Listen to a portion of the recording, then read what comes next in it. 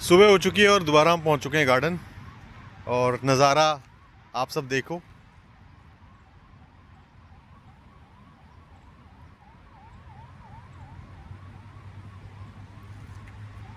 एक चीज़ नोट करिए आपने, देखो मैं चल रहा हूँ ना, ये मेरे पीछे सब कुछ आपके साथ चल रहा है ना।